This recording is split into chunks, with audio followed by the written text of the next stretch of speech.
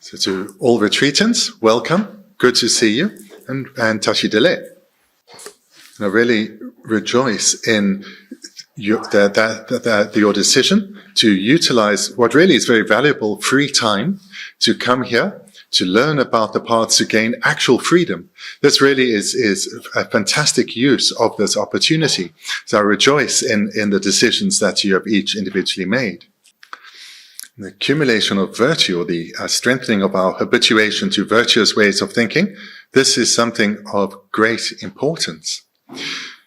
So here, right at the outset of our time together, we recognize that everything that has come up to this point is in the past. It's gone. It came around and it has passed. And here, it can just be let go of. Our mind does not need to dwell on the past. When I look at then the time that lies, that is what we generally call our present, so today, this is a brief period of time. It will very quickly be over. Then when we look to our future, this is an immense stretch of time. We can look at it in terms of days, weeks, months, years, and this immense period of time before us. So therefore, just like in our everyday life, it makes sense to focus on the future, because it's this immense expanse of time. Today is very brief, the past is past. So focusing on the future makes sense. And then when one brings into one's account future lives, the lives that lie beyond this one, then we really get a taste for the immensity of time that lies before us. Therefore, accumulating virtue that will bring about good results in the future is of great importance. So in the context of accumulating virtue, we're going to go through just one verse, this very famous verse called Parting from the Four Clingings. One of the great founder teachers of the Sakya tradition, Kunga Nyingpo, he was in retreat, and in retreat he encountered directly Manjushri. And Manjushri taught to him this verse, and he taught it to him explicitly as practice advice for what to practice in retreat. And then this great lama, Kunga Nyingpo, he meditated on these 4 lines. And after his retreat, he then taught this verse to his students as practice advice. And whilst it's just a single verse, 4 lines, the meaning contained within is inconceivably vast. So the verse is, if you cling to this life, you're not a practitioner. If you cling to the 3 realms, you're not a renunciate. If you cling to self-interest, you're not a bodhisattva. If grasping arises, you do not have the view. The first line, if you cling to this life, you're not a practitioner. The implied meaning then is one needs to abandon clinging to this life. The second line, the implied meaning is that one needs to abandon one's clinging to the 3 realms of samsara.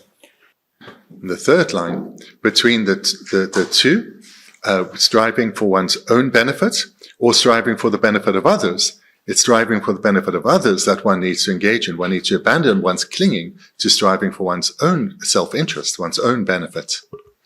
And the final line is that one needs to abandon grasping at self-existence.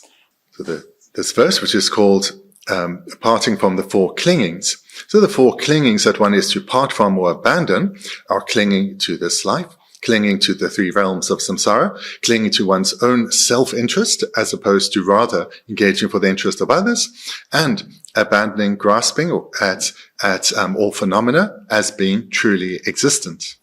And within these 4 lines, the entirety of the trainings that one needs to cultivate within are found.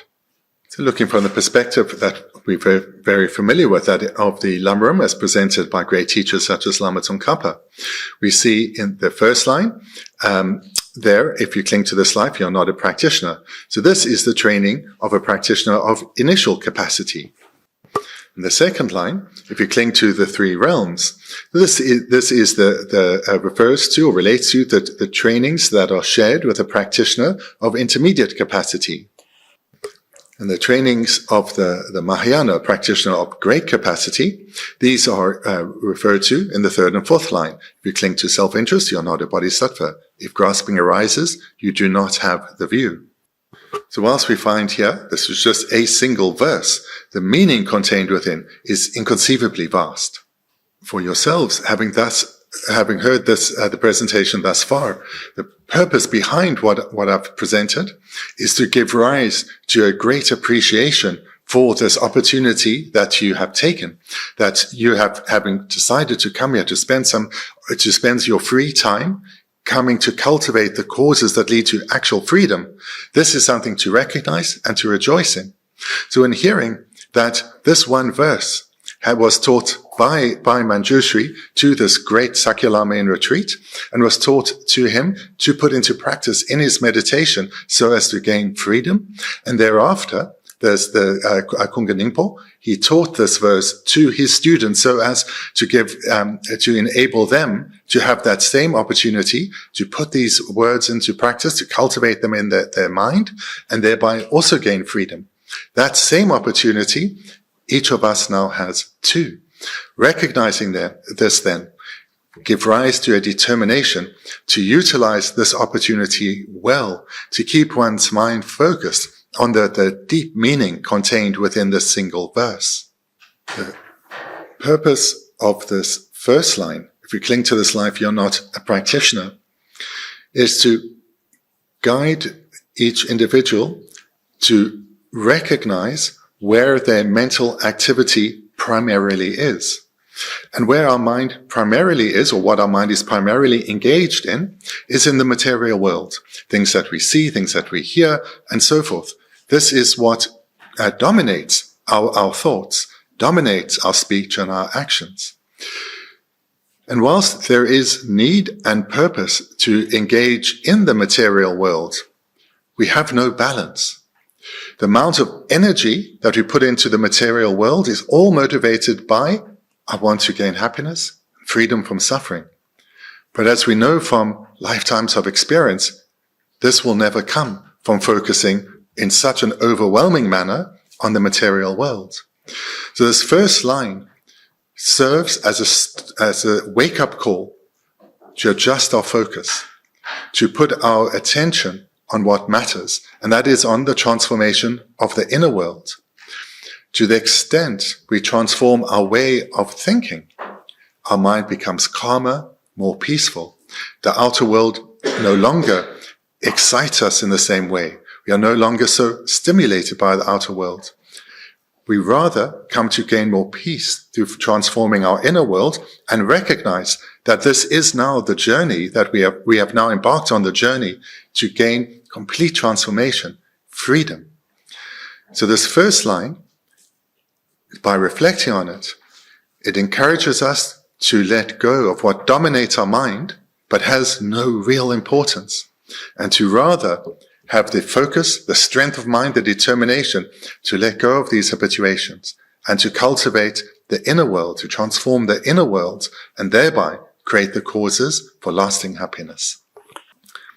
The focus of the Buddha's teachings, the focus of this verse, is on the mind, on transforming the mind, because the very impact our physical and verbal conduct has on ourselves as well as on others depends on our motivation.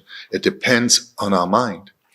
If our mind is virtuous, if it's focused on things of real meaning, that is a virtuous mind. And from this, our speech and our physical behavior will be wholesome and will bring benefit to ourselves and to others. But if our mind is consumed to things of no real meaning, our motivation if it's virtuous, is going to be weak, and it may well be non-virtuous, and therefore our resulting physical and verbal behavior will bring harm to ourselves and to others. Hence, the need to radically transform how we think to be able to develop a stable, virtuous motivation. To the extent that one clings to this one life, the opportunity to cultivate the Dharma within will be lost. If one clings in a very strong manner to this one life, one will not accomplish the Dharma or accomplish the Dharma at all. If one's mind is still primarily on this life, then the extent to which one cultivates the Dharma will be weak, will be insignificant compared to our capacity. So therefore the meaning of this first line is to challenge this clinging to this life. If you cling to this life, so this life means this life's activities, seeing and more so activities, conduct, the various things that we do that to achieve happiness that will only be experienced in this life, seeing that as the pathway to achieve happiness, seeing these various activities and endeavors as sources of actual happiness. This is completely mistaken. This one needs to recognize, because to the extent that one strives for in activities related just to this life, one is not a practitioner. If you cling to this life, so clinging is a mind, or a way the mind engages. And what does it engage with is this life. So this life refers to the various objects of this life, what the mind is clinging towards or clinging at. So these would be things that we see as indispensable, as our actual sources of happiness. And here usually food, clothing, our home environments, and so forth. So the mind that clings to this is a mind that sees the attainment and enjoyment of these things as being the route to happiness, and therefore it dominates the mind. So the mind is dominated by the need to engage, again, just to give it illustrations, delicious food, an abundance of food perhaps, lovely clothing, a lovely home, and the mind being dominated by the achievement of and enjoyment of these things ensures that our physical activities are directed towards attaining and enjoying them. And our speech is about these things. So in this way, one's mind is consumed by clinging to the objects of this mere life. And therefore, the opportunity to actually practice the Dharma, to transform one's mind through the stable cultivation of the Dharma, this is lost. When one clings to this life, one's mind is dominated by the achievement of and the enjoyment of this life's pleasures. Therefore, one hardly gives any thought to lives beyond this. And in this way, then, when one's mind is only focused on this one's life, the opportunity to practice the Dharma will not be accomplished. It will be lost. So clinging to this life, we should understand in terms of what comprises the objects that one clings to very broadly. So it includes, for example, our dear family, our friend, the groups that we associate with, our general environment, and so forth.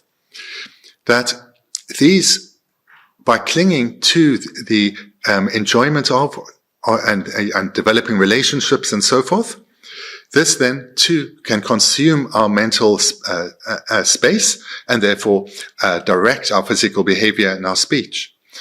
In this way, our mind gets consumed. We get focused just on achieving the good relationships and interactions with others for the pleasure of this one life. And in this way too, our mind is kept far from the Dharma. It becomes, our energy and time gets consumed by these interactions for this mere life.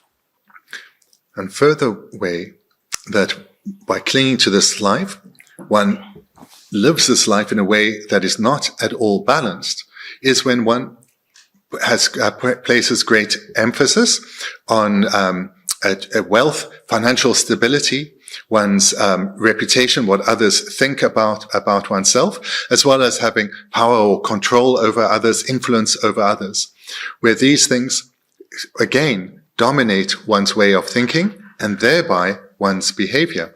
So with these and the illustrations given before, even if one assumes one has already developed a general ethical outlook, by one's mind being consumed by these thoughts relating to enjoyments and results in relation to this mere life, one's opportunity to practice is lost. Moreover, one is likely still to, even if one generally is ethical, to engage in non-virtue. In particular, if one is concerned about one's reputation, what others are saying about us, thinking about us, or as well as the power and the influence we have in our relationships with others, this too is likely to lead to non-virtue. So therefore, this lack of balance in terms of where we put our energy, this wastes our opportunity to cultivate the Dharma and leads to the accumulation of non-virtue. I don't imagine for any of you what I've presented thus far is difficult to see. I don't imagine for any of you, you hear this and say, oh, this is not the case. Because it's very clear from our own lives thus far, as well as when we in our conversations with others, what those conversations are about, as well as what we observe in terms of the goings on in society, we can see that what people are talking about and where they're putting their energy is entirely focused on achieving the happiness of this mere life. This is the focus of the conversations we largely engage in, or we hear from others, or what we observe in society. It's all this talk and energy about this life alone. And moreover, when we look at those that society or groups within society hold up on a pedestal, hold up as these are the examples, if only I could be like them or have what they have in their life. Those who are wealthy, those who are famous, those who are greatly talented or have had a lot of success in a particular field. If one looks at them and observes what their focus is on, how they live their lives, we see that they too are mainly or entirely focused on, at the very least, maintaining their position in society, if not growing their status, just like everyone else. So we see, therefore, that throughout society, thoughts about accumulating causes for good rebirth, let alone causes for liberation and enlightenment, does not occur to the vast majority of people. In particular, in terms of, maybe you could say, the guiding light behind how people live their lives is entirely focused on this life, not about creating the causes for excellent rebirths.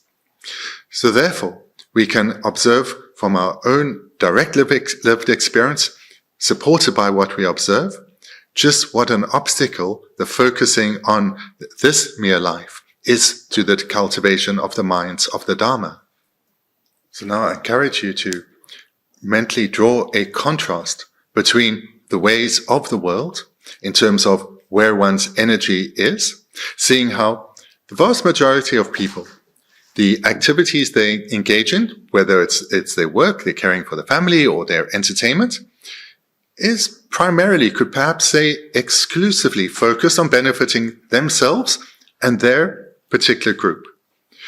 In most cases, they're not wanting to cause any harm to others, and they may well try not to, but it's not a dominant concern. If some harm comes, this is easily justified and excused or ignored. So this is the way of our world. Now contrast that to those who are sincerely focused on the Dharma. For them, they have abandoned concerns for this life. They have abandoned clinging to this life. So what would that mean? Thoughts of or thinking about what others have to say about them, the influence they have over others, the prestige they have, their material comforts. These thoughts, not only do they not guide them, they would not even occur to them. They do not measure the success of their endeavors in terms of the reputation they have. In other words, the praise, the feedback that they have from others, nor in terms of their material comfort. Such thoughts do not occur to them because they have abandoned clinging to this life.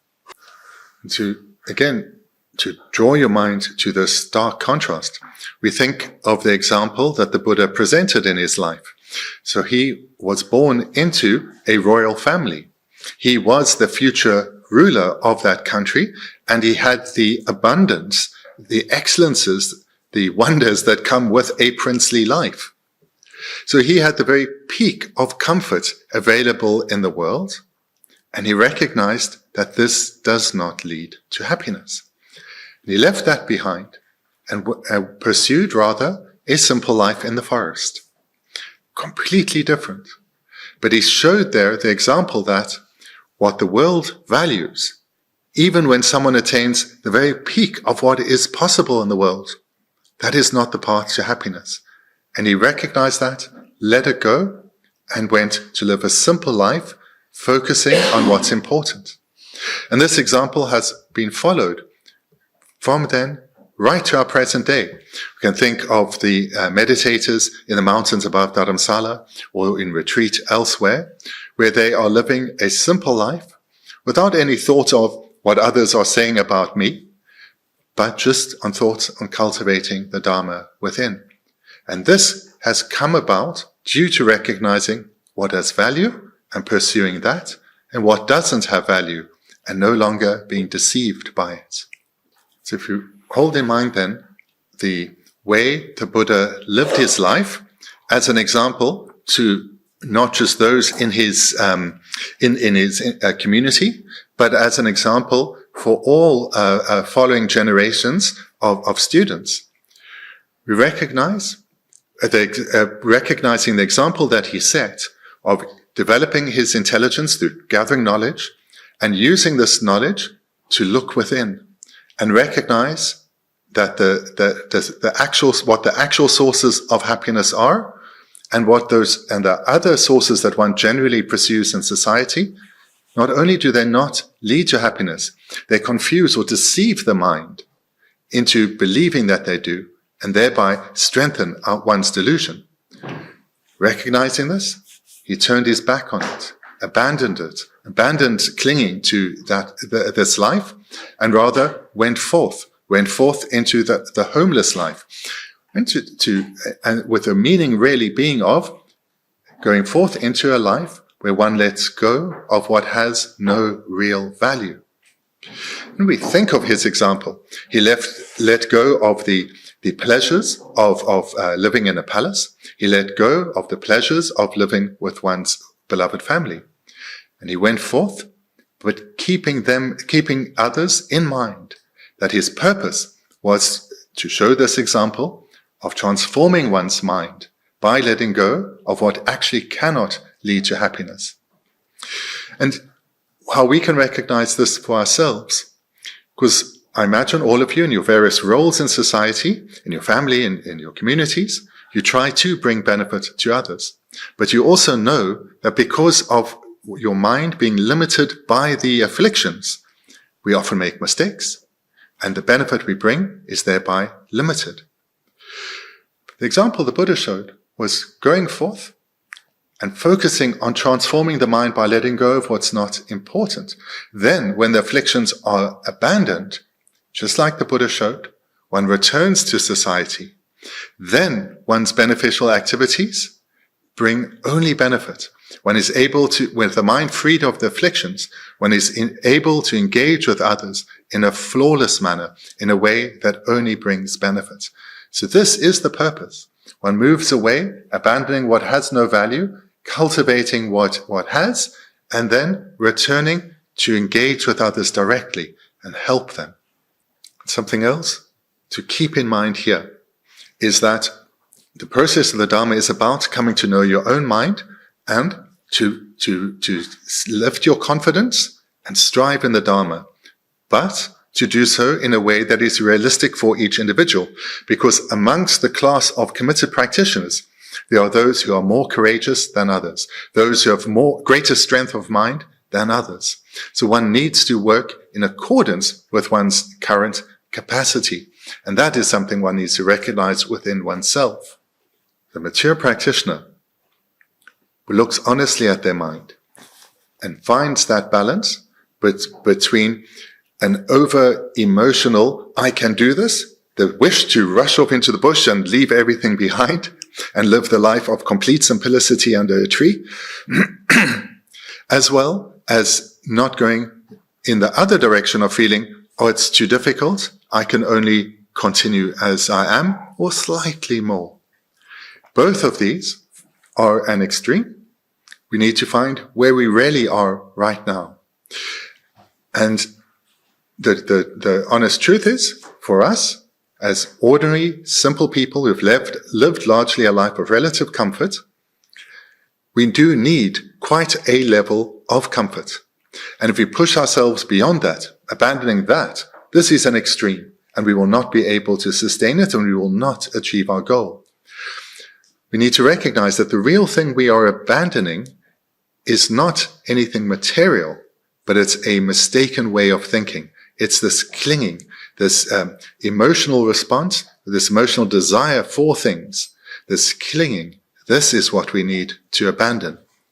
And to aid the abandoning, we need to find our right balance.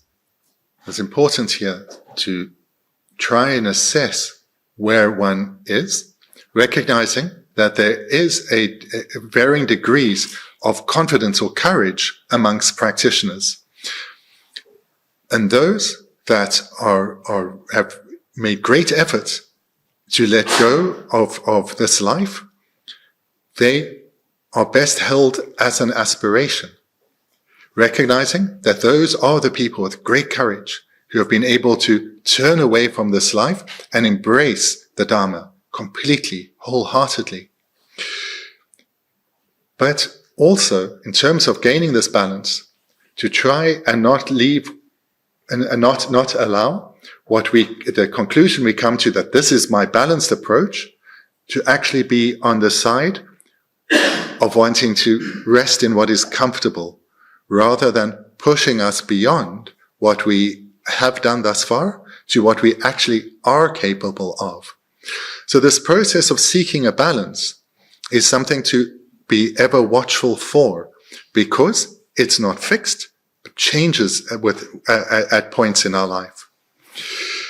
So what it comes down to, or how to experience this change, is to try to turn one's focus ever more away from the achievement of and the enjoyment of this life's pleasures and so forth, and to have an ever-growing focus on lives beyond this.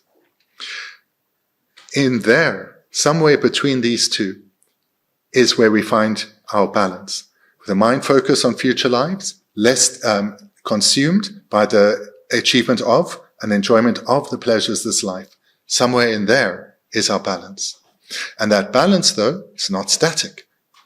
Slowly keep moving it forward, embracing the Dharma ever more, embracing a focus on achieving causes for lives beyond this, and being less distracted by the pleasures and problems of this life. So if we take as an illustration of varying physical strengths. So we think of a young person in the prime of their lives, maybe in their 20s and 30s. They're pretty strong. They can carry many bags of groceries from the car. And if they may be being helped by a young teenager, that young teenager can carry a bit, but not as much as the person in the prime of their life. And if a young child is wanting to help, that young child will only be able to carry something very light. So we see here that in terms of physical strength, it's very clear there is a gradient. And this gradient is developed. So we need to then take this in terms of our own mental capacity and recognize that there is a gradient too, and find where we currently are. But just like in terms of one's physical strength, physical capacity, this is not fixed. This gradient throughout the course of one's life changes. So we need to look honestly with ourselves, and not where we settle on where our strength of mind is, recognize that's what I believe it to be for now. I may well be mistaken, and even if I'm not, this will not be the strength of mind that I will have in the future. It's not fixed. So we need to search out our strength of mind, but not grasp at it tightly as being the way it is, but recognize I may well be more courageous, or I may be pushing myself but too far. Either way, how I see myself now in terms of strength of mind is not how I see myself in the future. And we find where we are. There are those who are particularly courageous, that this life doesn't concern them at all, what others say about them, their relationships with others, their pleasures, material pleasures in this life. They are seen in their true perspective and do not consume the mind at all. So there are those who, metaphorically, are living in the forest, under a tree, unconcerned by the material world. And there are others who are not there yet. But someone who's not there yet should hold that mind of abandonment as a sincere aspiration, something expressed in prayer in a heartfelt manner. May I become like that. And they then will practice where they are, with a mind largely focused on the Dharma, but still the mind getting a bit lost in this life as well, in this life's pleasures and relationships and so forth. And then there will be those who are not there yet, those who are still struggling to let go of the striving for this life's pleasures and reputation and relationships, and that still largely dominates their mind. So wherever one finds oneself in these three general levels, it's important to practice in a balanced manner where one is, without grasping at that as being who I am and who I always will be, and to aid one taking a lighter approach to where one recognizes oneself to be, to see that I may well be mistaken. I may be pushing too hard, or I may be holding myself back, not recognizing my actual current capacity.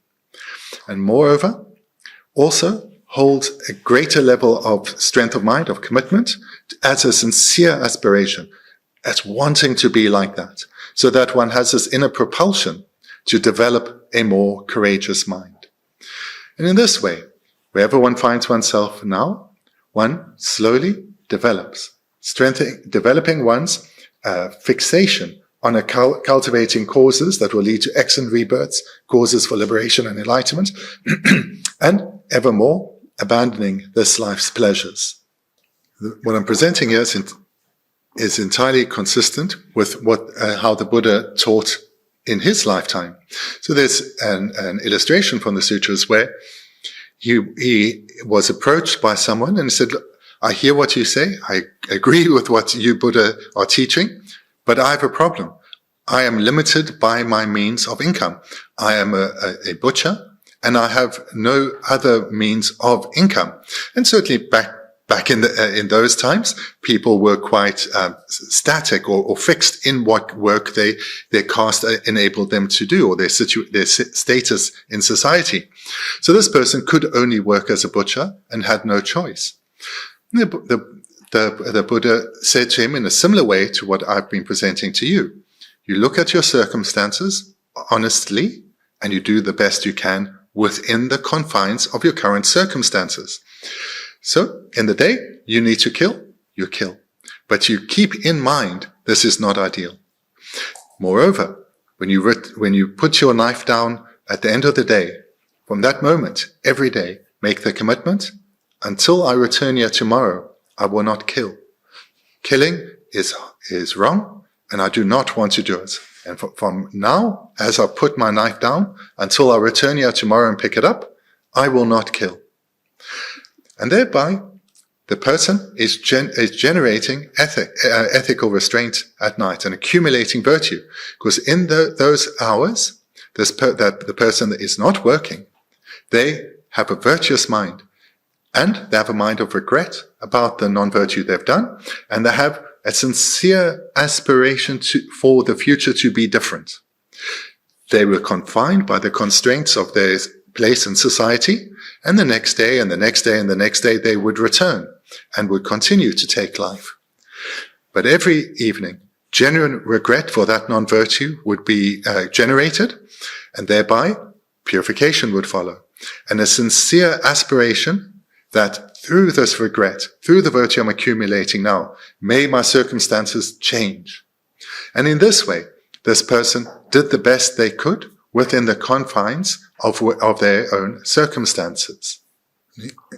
included in included in our reflections here, we need to not allow ourselves to be deceived by saying, well, actually, I practice quite a bit of Dharma.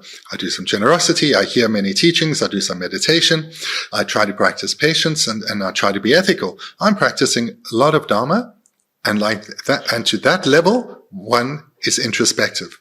That is insufficient. Because it's very easy to be to deceive oneself, thinking that one is practicing the Dharma, but one is really clinging to this life. For example, hearing teachings, reflecting on teachings, and then putting them into practice in one's daily life, one needs to be very clear with oneself.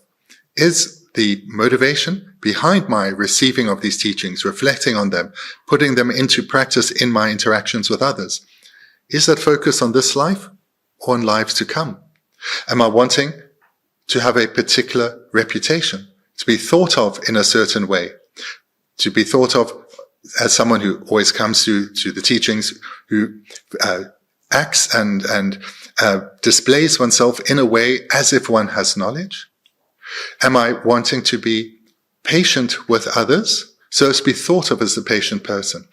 Am I wanting to be patient with others, so that I have less problems in my relations with others? Am I wanting to be generous, so that I have a good reputation, and so that I then can receive things from others? So in this way, we can see very easily how one is engaging in the Dharma, but on a level that can only honestly be called superficial. That is not genuine Dharma practice. Genuine Dharma practice, to the extent that Dharma practice is genuine, the focus is on lives beyond this. So this too is something that one can only come to know for oneself. And again, as guidance for when looking within, to see how genuine one's Dharma practice is or not, or to express it differently, how one's Dharma practice is whether is focused on this life or not. Look for how frequent or infrequent the afflictions arise.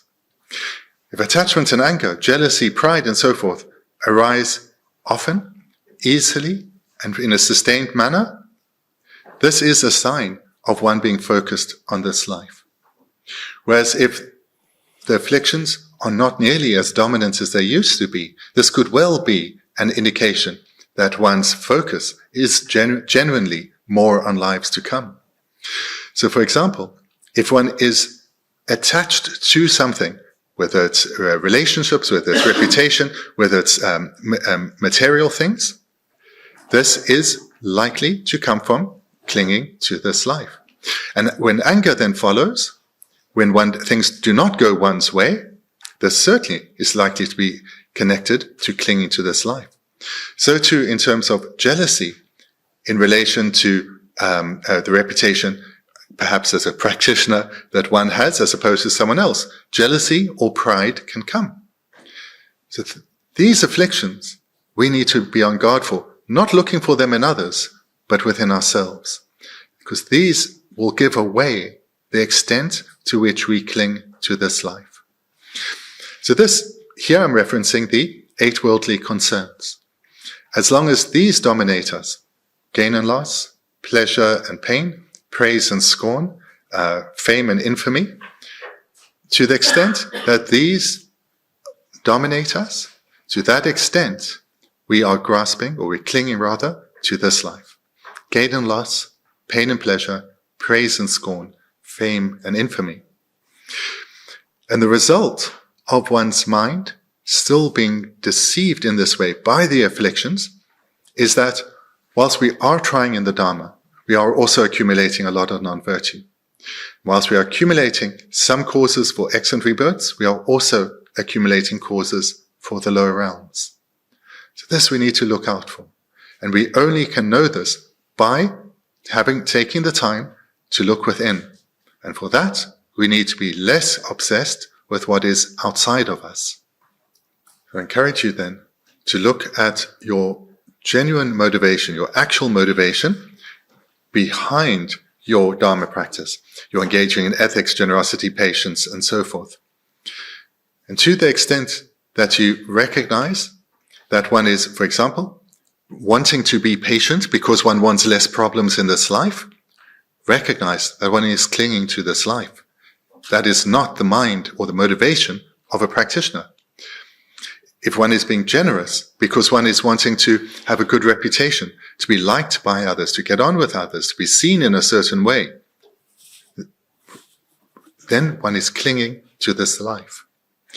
So this process of inner reflection is up to each one to do individually. And where one notices that, if I'm honest with myself, that is my motivation, then strive to develop a better motivation, a sincere motivation, not a mere expression of words. Because we know the best motivation is that of bodhicitta, where one wants to abandon the afflictions together with their seeds and imprints so that one can become a Buddha in order to lead all beings to also achieve freedom from suffering. That is the very best motivation motivating our ethics, our generosity, our patience, and so forth. That is what we need to try and develop, not as an expression of words, but as a real, genuine motivation. If that's beyond where we are now, then a motivation of, I want my suffering to end. I need to gain freedom from the afflictions, and I need to gain complete liberation from samsara. Such a motivation of middling strength is still an excellent and a genuine motivation of the Dharma. And the third type of genuine motivation of the Dharma is engaging in ethics, generosity, patience, and so forth in order to accumulate causes for an excellent rebirth. So these are the three varying motivations behind the same Dharma practice. But whether it counts as genuine Dharma or not depends whether it is focused at the very least on future lives. So where our motivation genuinely is something for each individual to look within and to recognize where we are. Summarized then in brief, what we've looked at this morning is this first part of the first line, if you cling to this life. So this life, what it refers to is the general pleasures of this life, including, so this general pleasures we should, or the delights of this life, we should take in a very broad way, because immediately the mind will think of material pleasures, and that certainly is included, what we eat, what we have to wear, where we live, and so forth. But it also includes our reputation, what others think about us, as well as our relationships with others, as well as, in terms of relationships with others, our control in certain situations, our influence over others, as well as the various events in society, in the world in general. So this is what this life refers to. And then clinging refers to the way our mind thinks about them. A mind that is clinging is not a mind that is merely aware of these things. It's not a mind that is engaging with the world, with these things of the world, in a light, breezy manner, not being caught up in it. Rather, a mind that is clinging is a mind that is grasping strongly at these things and taking pleasure in them. Pleasure both in the sense of the pleasure of enjoying them, the pleasure of striving to enjoy them, as well as the opposite, the displeasure of having to encounter them. So we see from that description how from clinging the afflictions arise. And the afflictions are perhaps most visible if we look inside, and the presence of the afflictions shows that clinging is present. So this is what we need to abandon. How to abandon it? We'll look at that this afternoon. Then thank you very much. Thank you very much.